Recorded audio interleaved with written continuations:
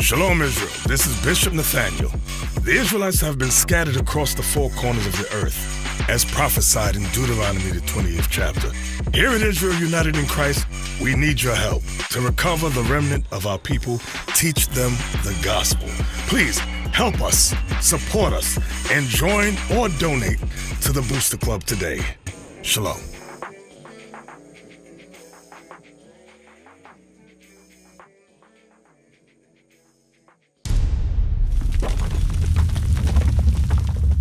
Okay, so now let's get to the topic.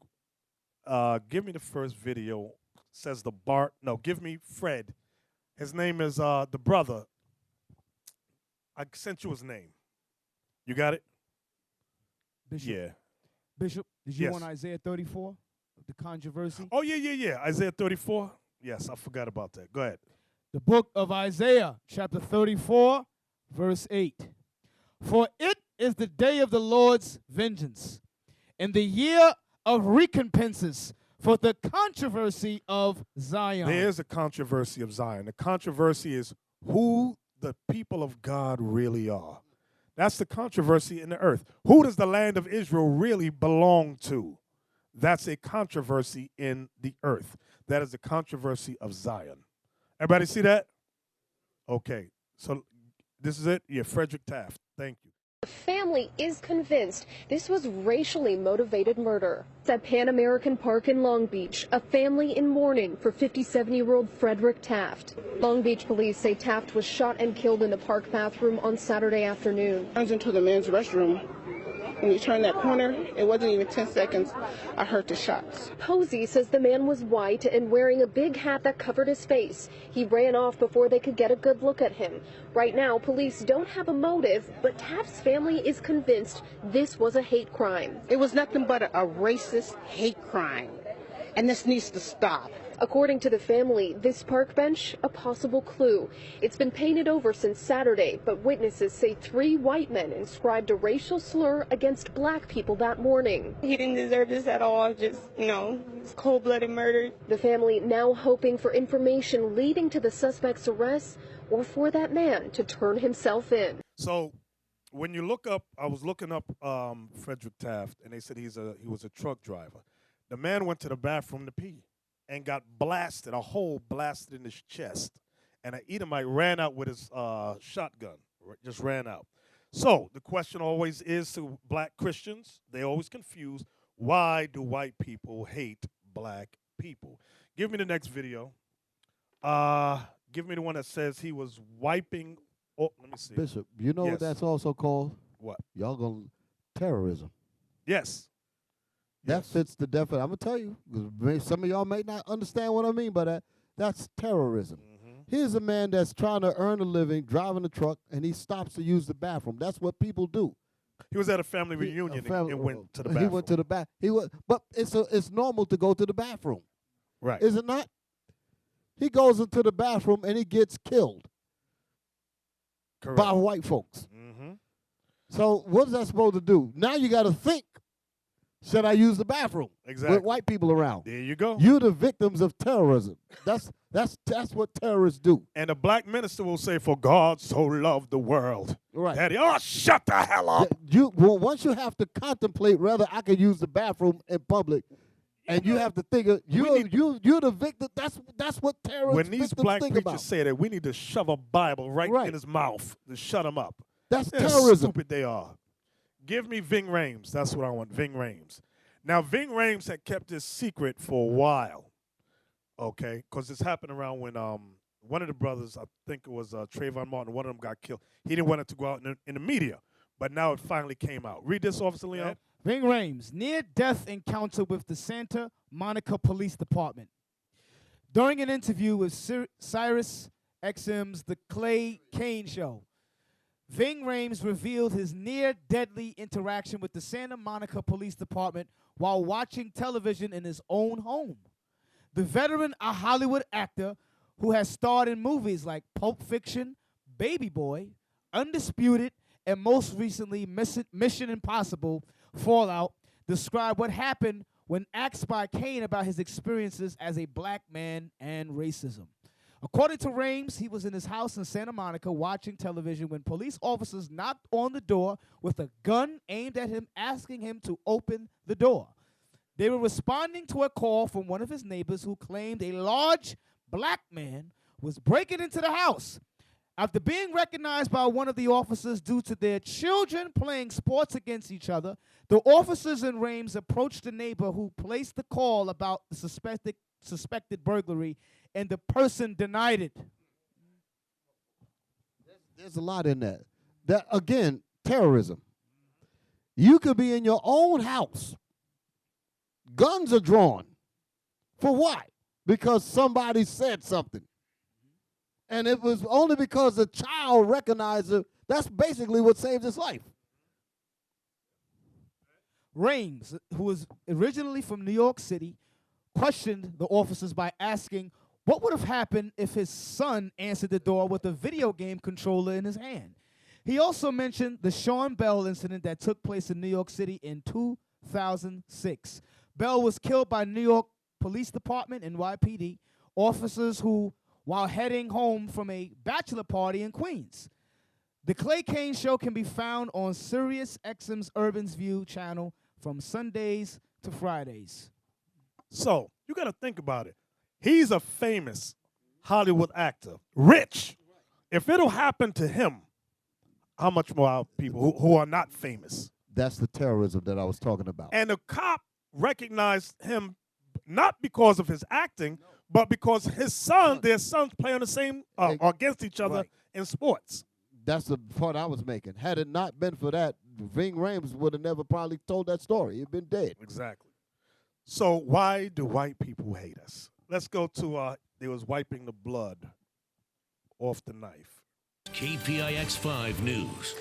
A heartbroken mother sharing her pain after her daughter is stabbed and killed at a BART station, an attack that appeared to be random. Good afternoon, I'm Kenny Choi. And I'm Michelle Griego. Right now, there is a police manhunt for the killer. The attack happened around 9:45 last night at the MacArthur BART station in Oakland. KPIX 5's Jessica Flores has an exclusive interview with the victim's mother. Jessica?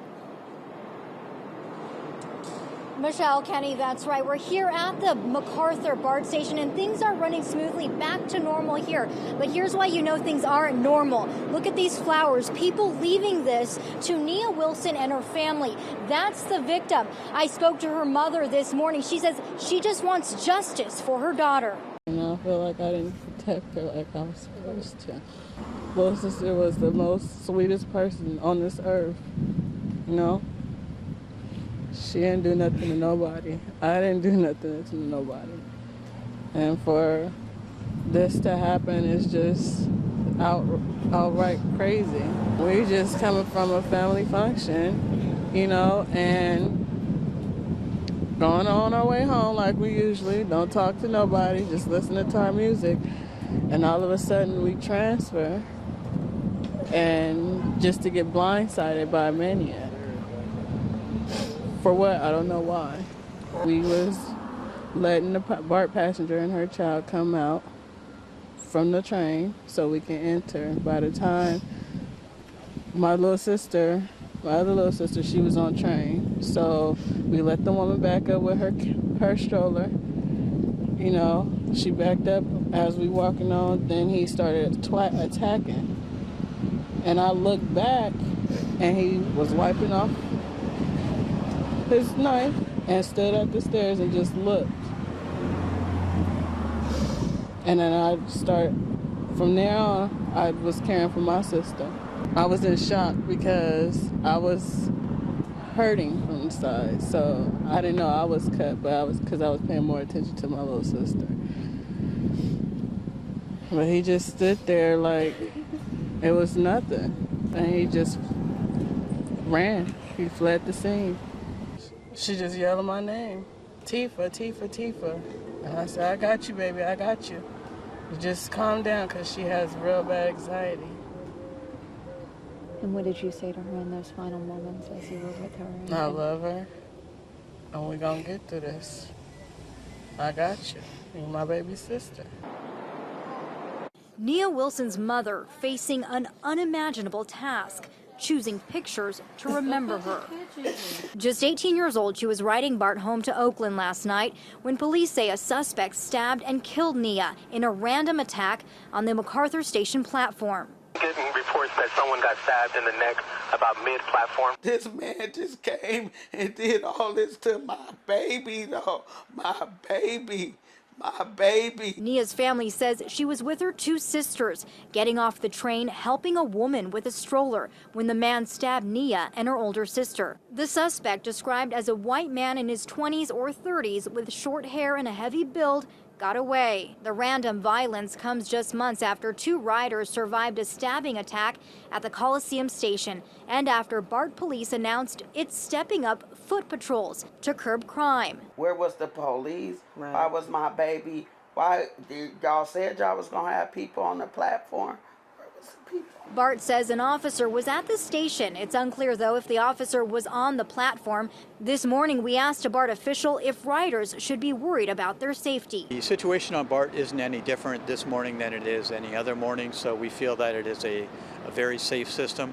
But riders we spoke to are on edge after the attack. It was the first thing this morning that my husband told me, and he was worried about me getting on BART.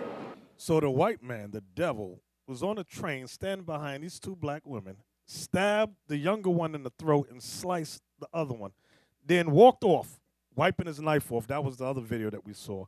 Give me the father now, her father, Nia Wilson's father. Listen to how horrible this is. Listen to the background. All I know is my daughter called me crying hysterically. I couldn't understand what she was talking about. She told me to get here to MacArthur BART. I get here, I see all the police and ambulance, and I run up the platform and I see my youngest daughter laying up under a tarp dead, you know? I want justice for my daughter. I want justice for my daughter. Please help me get justice for my daughter. Man, I work at Highland Hospital. I see this every single day. I never imagined myself going through nothing like this. That's my baby girl laying up there. You know, I want justice for my daughter, you know? What did the police tell you about a suspect? Did they tell you anything? I haven't heard anything from anybody. Except a few witnesses said it was some white guy in a red striped shirt who just stabbed my daughter randomly and ran off. Man, I'm sorry to hear it. Sorry to hear this, that. This is the parents' worst nightmare. I see this, I watch this on TV. I never imagined this happening. So now, give me the next one, the news outlet, what the news attempted to do. The news media works with the eugenics, because you know what they do. They try to sully the young lady. Go ahead. During a broadcast report about the murder of Nia Wilson, an 18-year-old black girl, Oakland station KTVU showed a photo of Wilson holding what appeared to be a gun. Wilson was, in fact, holding a gun-shaped phone case, reports Refinery29.com. So the phone case she had looked like a gun, but it was not a gun. It was a cell phone charger. Go ahead. The photo has already been used on social media to blame Wilson for her own murder. You see how Esau do? Go ahead. Artist Shani Jamila says the decision to use that photo on air was a crime upon a crime. The choice to show a photo of Nia in her phone was a deliberate misrepresentation to create an automatic distancing. The image insinuates maybe she did something to deserve this. One of the first things Nia's sister said was that we should not believe whatever media spin might emerge in the midst of her mourning. She knew that her sister's character was likely to be maligned. The use of the photo can be seen as an attempt to dismiss her humanity and silence those who view her death as a racially motivated attack. Such depictions reinforce unconscious bias, particularly against people of color, who are overrepresented in stories about crime and violence. Studies have shown that when it comes to TV news coverage, Black and Hispanic people are overrepresented as criminals, whereas whites are overrepresented as victims. Okay. Look for the photo of her. Okay. Look at this. Read this off, Selena. Blow it up big. KTVU has another old crap moment, this time on Nia Wilson murder. Update. Picture of victim holding gun was no gun. Somerville says sorry on behalf of station. You would think they'd have learned by now. How could KTVU let the photo of the stabbing victim, Nia Wilson, make it on the air? It's new news. That's a jinx spot. Incredible. Indefensible, too. The suspect in the murder case has been apprehended. KTVU has more explaining to do. Again, update. The picture of Nia Wilson appears to show her holding a gun. In fact, the photo is that of a cell phone case.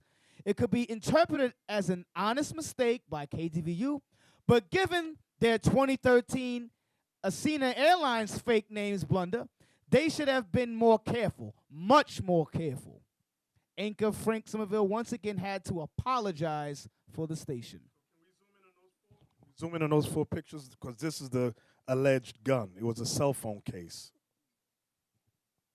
But they put it out there like she was some criminal.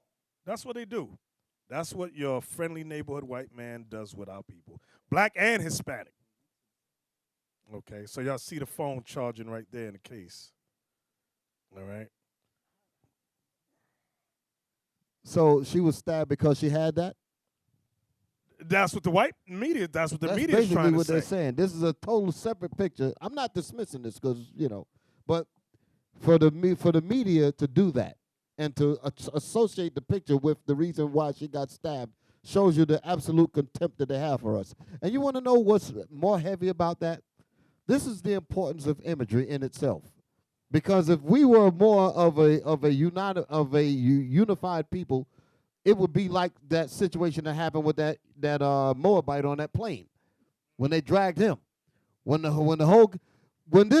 situations like this happen, no turkey should be sold on Thanksgiving at all. From And black no Christmas tree no bought. Christmas tree, no Easter eggs. That's how you're gonna get some kind of respect. The man talking, how could the news people do? You want to know why to do it? Because we don't do anything. There's no support. There's no unity, no nothing. And another one bites the dust. Exactly. Deacon Asaph, when you talk about imagery, right? That's what it is. What they does, I don't know if you all notice, but what they does is if somebody commit a crime, if a black brother commit a crime, or a crime is committed by a black person, they're gonna say a black guy did this or did that. And so forth. But anytime it's a white person commit that crime, they're going to just say a male. Right, or the suspect. Or a suspect. You understand? But if it's somebody of color, they're going to say a black man or a black woman did commit so and such crime. And when they do that, that's why imagery is very important. It put that stigma out there that all our people is about is murder, killing, violence. You understand? When Esau be doing a bunch of evil stuff. So when you hear the news now and it says a suspect committed a crime or a man committed a crime, usually it's white, it's Edomites. But they don't say that. They don't say that. So that's how they also plant that seed in people's mind to watch at us in an evil way as criminals. And here's another thing that often people miss. Although as tragic as these things are, and we want immediate results, and we say, where was the police? Because I heard the woman said there need to be more security and things like this here. The problem cannot be fixed with a police type of situation because the problem was not 100% created by the police. You got to understand something outside of us just being sinful, but I'm just talking about in terms of what's going on out here in society. You have a system that educates everybody that we ain't nothing. You have us in the rap world and doing different things that put our women as nothing. We do things to each other that tells the world that we don't value each other. So you wonder why people just do these random things, and you wonder why the news do what they do, why they say this about, because our image is filthy. And until we recognize that all of these different things play a part in the negative imagery that causes these incidents to happen, This is just playing game. Oh, where was the police? Do you think the police can fix people's minds? The hell is wrong with people? People's minds have been shaped to view you as nothing, and then we reinforce it with these filthy videos and the other things that we do against each other. It has to begin with us as men. That's the part that I'm getting to. We have to make sure that the image about our people is changed. That's how we have to make sure that we don't do things that fortify this kind of imagery. Now that's good. All that you said is 100% correct. But guess what? Why white people hate us?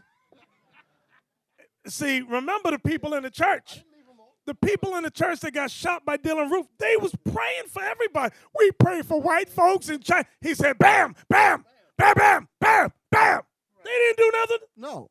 So why do white people hate black people? It still comes back to that. Give me Leviticus 26. There you go, Bishop. Go ahead. That's right, verse 17.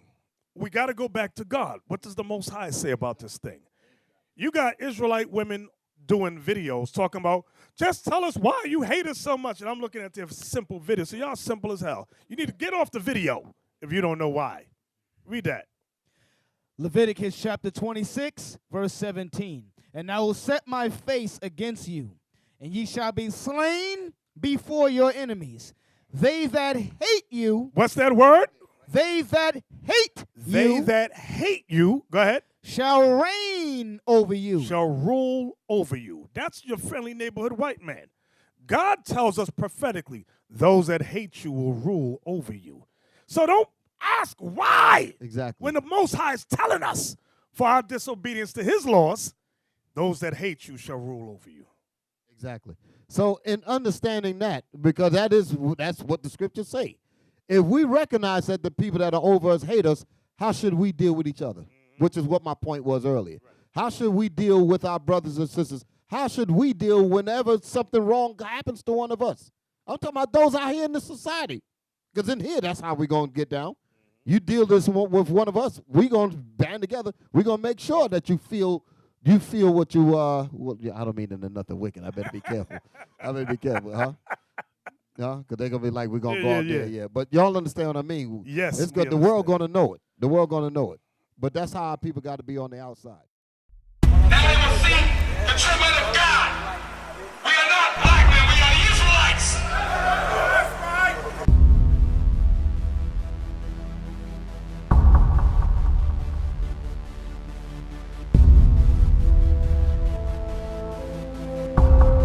Take care of us. Take care of us. And our children too. And our children too. We have repented. We have repented. How about you? How about you? People want to know who's the king. O nation of Israel, it's time to return to the Father. O nation of Israel, it's time to return to the Father. Now why they trying to make it so hard to serve God? And why when I say that I'm a Jew it sound odd? For years I've been walking around saying that I'm a black man. I ain't saying that no more, it sounds wrong, man. This is Bishop Nathaniel of Israel United in Christ. Please subscribe to our YouTube channels. Stay up to date with our latest events, music, and classroom lessons.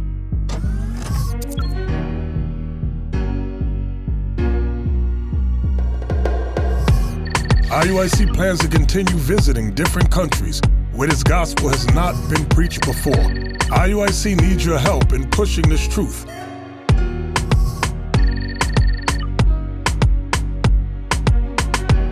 So join us. Subscribe to our Instagram, Facebook, Twitter, and podcasts, and stay up to date with us.